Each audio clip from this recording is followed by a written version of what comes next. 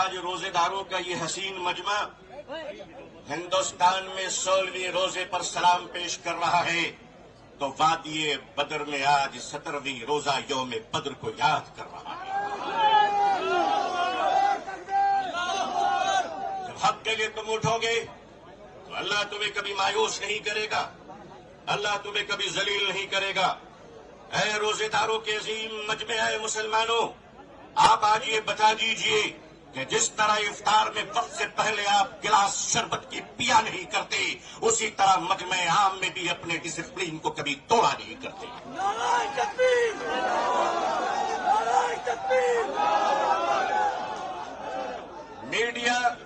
Media का काम है आपसे पूछना, आपका काम है बिल्कुल खामोश रहना। आप एतकाफ की नियत कर लें इंशाअल्लाह। मैं अपने मीडिया के भाई बहनों को अच्छी तरह जानता हूं, इन्हीं के बीच तो बड़ा हुआ हूं। आखिर इन्हें हम नहीं जानेंगे तो क्या ट्रंप साहब जानेंगे? इनका और हमारा बड़ा गहरा रिश्ता है। लेकिन आपको ये बता देना चाहते हैं, हम यहां लड़ने या हुकूमत को धमकाने या किसी समुदाय विशेष को ललकारने के लिए नहीं आए हैं, बल्कि जंतर मंतर पर लोकतंत्र और संविधान में दिए गए अपने अधिकार के रक्षा के लिए आए हैं।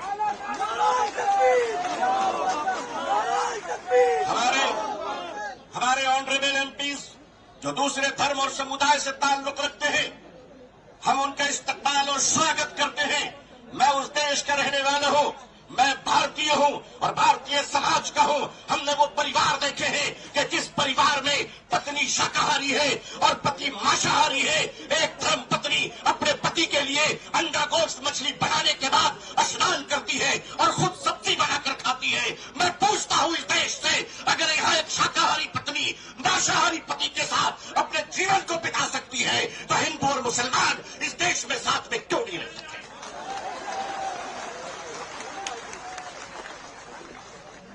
सिर्फ हमारे साथ इफ्तार अच्छा लगता है? सिर्फ हमारे साथ इफ्तार अच्छा लगता है? हमारे माननीय प्रधानमंत्री जी क्या प्यारे लगते हैं जब कोई तशरीफ ले जाते हैं। हम तो कहते हैं प्रैक्टिसिंग मुसलमान देखना है तो वो तस्वीर देख लो। अगर आपको प्रैक्टिसिंग मुसलमान देखना है, आपको अगर प्रैक्टिसिंग मुसलमान देखना है तो पॉलिटिकल पार्टी में इफ्तार देख लीजिए, कितने प्यारे प्यारे हसीन और जमील मुसलमान नजर आते हैं।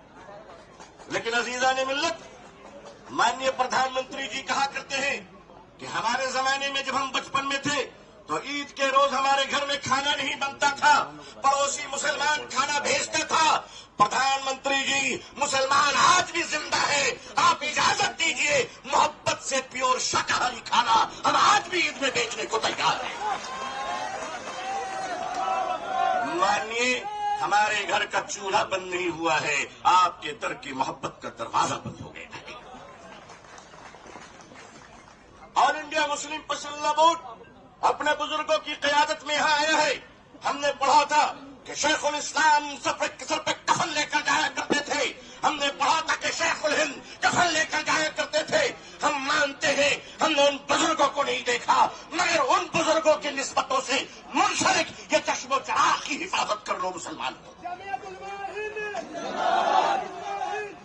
मुसलमानों, आज अपनी क़यादत की हिफाजत कर लो और क़यादत पर एतमाद कर लो। इंशाअल्लाह याद रखना, हम इस्लाम की भी हिफाजत करेंगे।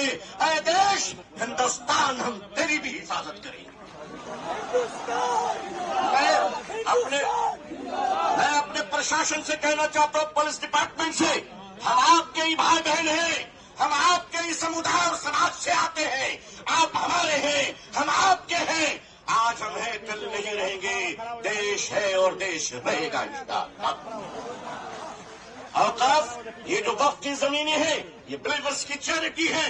ये मुसलमानों के बुजुर्गों ने चैरिटी की है और ये देश की जमीनें देश में रहेंगी और देश ही के काम आएगी। मैं जेपीसी को सिर्फ इतना कहता हुआ जाना चाहता हूं कि आपने बड़ी नाइंसाफी से काम लिया है, बड़ी नाइंसाफी से काम लिया है।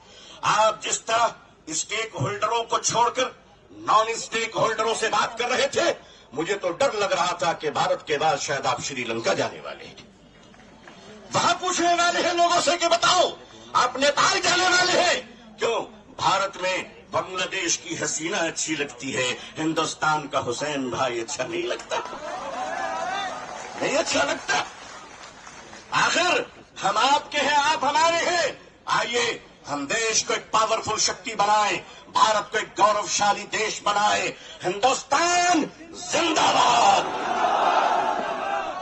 हिंदुस्तान जिंदाबाद, all India Muslim personal law board जिंदाबाद, मुसलमान जिंदाबाद, इस्लाम जिंदाबाद। बहुत बहुत शुक्रिया, बहुत बहुत शुक्रिया। अस्सलाम वालेकुम रहमतुल्लाह।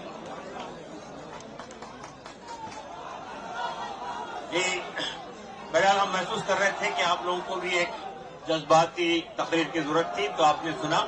अब मैं CPI-ML के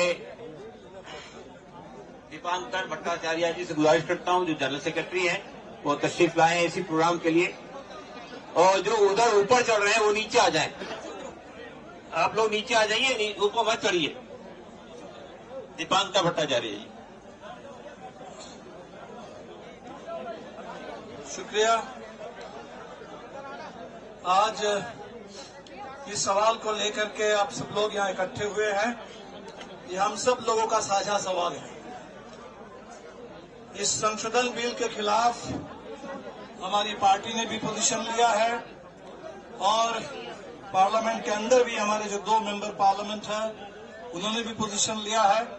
और मुझे जानकारी है कि अपोजिशन की बहुत सारे पार्टीज ने, जो इसके लिए JPC बनाई गई थी उसमें भी बातें गई थी, लेकिन उनकी तमाम बातों को दरकिनार करके जिस तरह से इस देश में बुलडोजर राज चल रहा है, इस बिल को भी बुलडोज कर देने की पूरी साजिश चल रही है।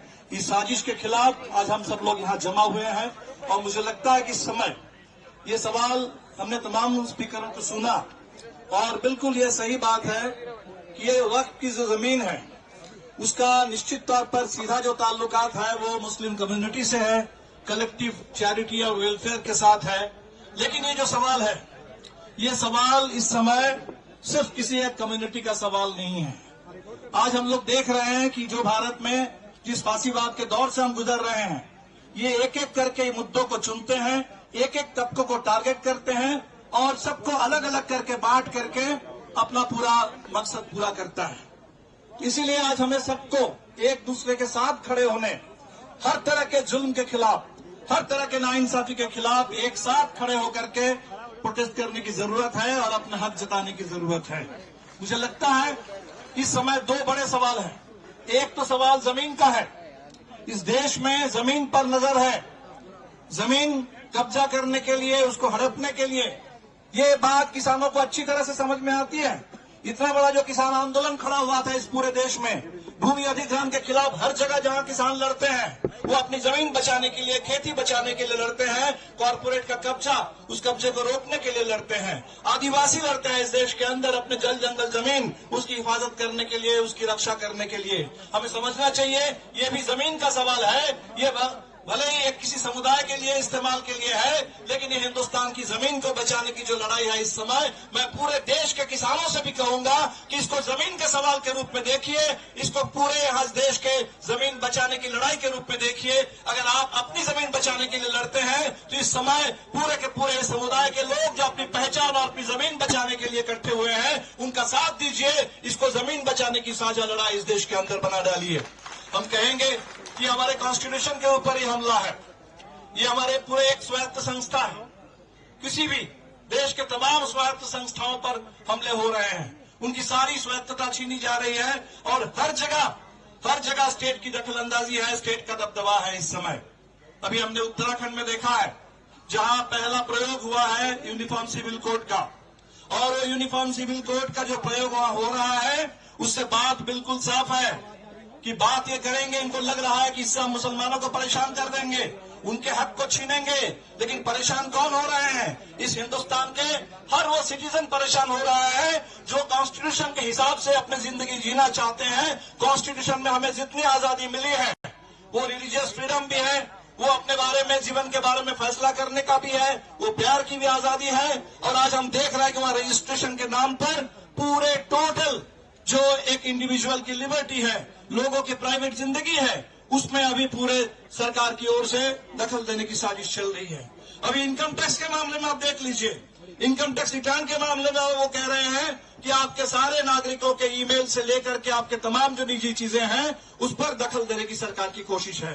तो एक जगह हम सरकार को अगर मौका दे देंगे दखल देने के लिए, दखल अंदाजी करने के लिए, तो हर जगह घुसते चले जाएंगे और हर जगह घुस करके हमारी पूरी स्वायत्तता, इंडिविजुअल लिबर्टी, एक कम्युनिटी के अपने कलेक्टिव पहचान, उसकी आइडेंटिटी लिबर्टी, उसको खत्म करने पर ये आगे बढ़ जाएंगे। और इसीलिए हम तमाम लोगों से जो अपने अपने आइडेंटिटी बचाने के लिए, अपने अपने ऑटोनॉमी बचाने के लिए, अपने अपने कॉन्स्टिट्यूशनल स्टेटस और राइट्स को बचाने के लिए लोग लड़ रहे हैं, हम सबों से कहेंगे कि प्लीज इस सवाल को मुस्लिम सवाल मत समझिए।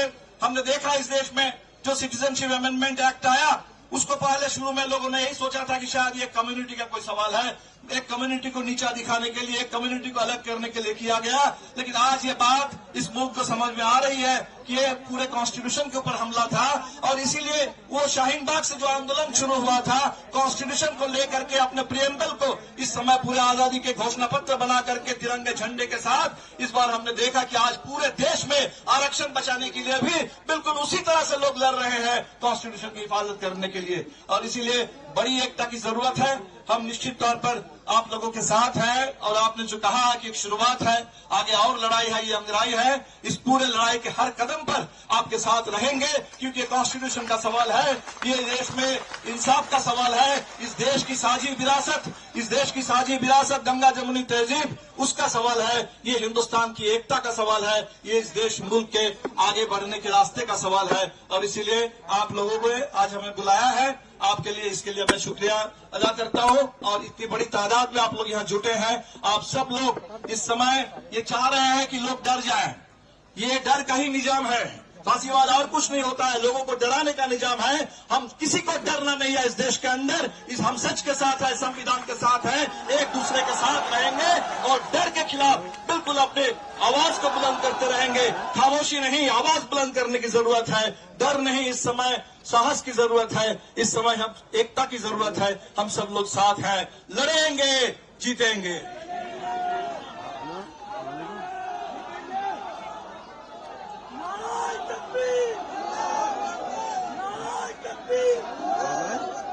वक्त तरमीमी बिल वापस लो, वापस लो। अभी भट्टाचार्य जी ने एक नारा दिया था, लड़ेंगे जीतेंगे। मैं कहता हूं लड़ेंगे, आप कहिए जीतेंगे। लड़ेंगे, लड़ेंगे। दोस्तों और साथियों, भारतीय बहुजन अलायंस यहाँ के आदिवासी, दलित, ओबीसी तबकात का एक ऑल इंडिया प्लेटफॉर्म है। उसके बहुत ही अहम लीडर बेलाराम जी राजस्थान से इसी प्रोग्राम के लिए शिरकत करने के लिए आए हैं, जो भारतीय ट्राइबल पार्टी के अध्यक्ष हैं। मैं उनसे गुजारिश करता हूं कि संक्षेप में अपनी चंद बातें रखें।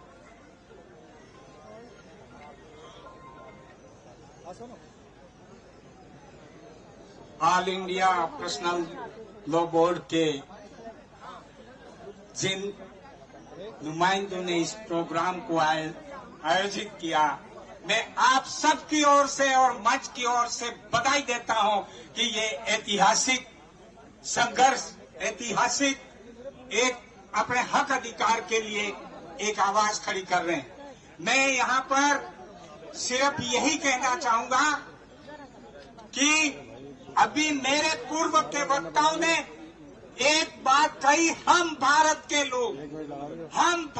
लोग जो जिसे संविधान को ही हमारा धर्म मानना पड़ेगा, संविधान ने हमको अधिकार दिए हैं, उस अधिकारों की अवहेलना न हो, इसके लिए हमको एकजुट होना पड़ेगा। मैं भारत के आदिवासी क्षेत्र राजस्थान से आया हूं। मैं तो ये नारा देने आया हूं कि हम देश को, हमें सभी आवामों को, सभी लोगों को एक ही नारा देना चाहिए, संविधान ही हमारा धर्म है और इस धर्म के लिए हम कुछ भी कर गुजरेंगे। इसको रोकने वालों को, तोड़ने वालों का हम मंसूबा पूरा नहीं होने देंगे, ये कहने के लिए मैं आया हूं। मैं यहाँ ये इसलिए कहने आया हूं कि जैसा तिरंगे के बीच में एक निशान बना हुआ है, मेरे आदिवासी क्षेत्र के अंदर एक निशान है हमारा झंडा, जिसमें हमारे आदिवासियों के झंडे में सूरज का निशान है, चांद का निशान है और तारे का निशान है। इसका मतलब यह हुआ कि सूरज मानने वाले हो, चाहे तारे को मानने वाले हो, चाहे चांद के मानने वालों को, आदिवासियों का मूल धर्म है इन सब का सहयोग करना, रक्षा करना, सहायता करना। ये हमारा मूल धर्म है कि संविधान हमारा आगे बढ़ेगा। इन्हीं बातों के साथ में जिस तरह से ये बात आज कर रहे हैं, ये पूरे देश में आम व्यक्ति इस वक्त संशोधन बिल के विरुद्ध में आवाज उठाएंगे और हम सब इसका समर्थन करते हैं कि ये बिल वापस लिया जाना चाहिए। इन्हीं शब्दों के साथ में एक बात कह के अपनी बात खत्म करता हूं कि डूबते हुए सूरज ने कहा मेरे डूबने के बाद इस संसार को उजाला कौन देगा। तब कहीं आप जैसे टिमटिमाते दीपक ने कहा मैं कोशिश करूंगा अमन सैन शांति और देश के उद्धार के लिए। इसी संकल्प के साथ में हम जाएंगे। बहुत बहुत जय जोहार। मैं भारतीय ट्राइबल पार्टी का राष्ट्रीय अध्यक्ष हूँ। हमारे छोटू भाई वसावा और महेश भाई द्वारा बनाई हुई पार्टी है जो हमारे इन सब लोगों के लिए काम करने का संकल्प के साथ आगे है। और भारतीय बहुजन अलायंस बना है, जिसका भी एक हमारा मिशन है जो समय समय पर हम आपके साथ बीच रहेंगे और हम सब मिलके संविधान और लोकतंत्र को बचाएंगे। क्योंकि लोक पर तंत्र बैठ गया है और तंत्र पर बैठ गया है और तंत्र पर राजनीतिक सत्ताधारी पार्टियां बैठ गई है और उसके भी ऊपर बैठ गए हैं। घटाने में भी कमा रहे हैं और समाधान में भी कमा रहे हैं और देश को आपस में लड़ा रहे हैं। हम सब सावधानी से अपने आप को कानून के दायरे में रखते हुए आगे काम करते रहेंगे। मुझे बोलने के लिए मौका दिया, बहुत बहुत आभार। जोहार, सलाम, जोहार भीम।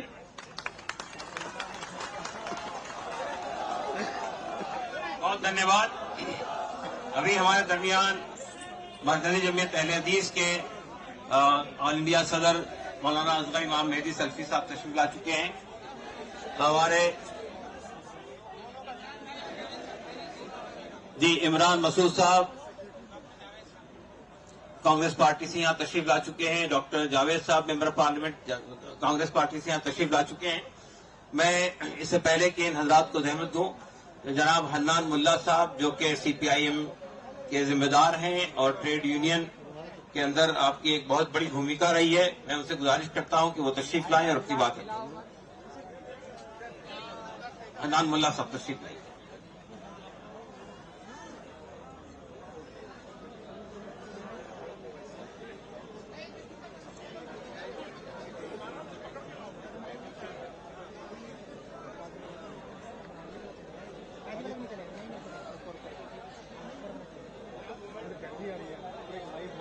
बाहर कुछ बसेस रोक रहे हैं लोग। मेरी गुजारिश है कि जो लोग आ रहे हैं उनको आने दीजिए। अब थोड़ी देर और चलेगा ये प्रोग्राम, तो जो लोग बाहर खड़े हुए हैं उनको बाहर मत रोकिए, अंदर आने दीजिए।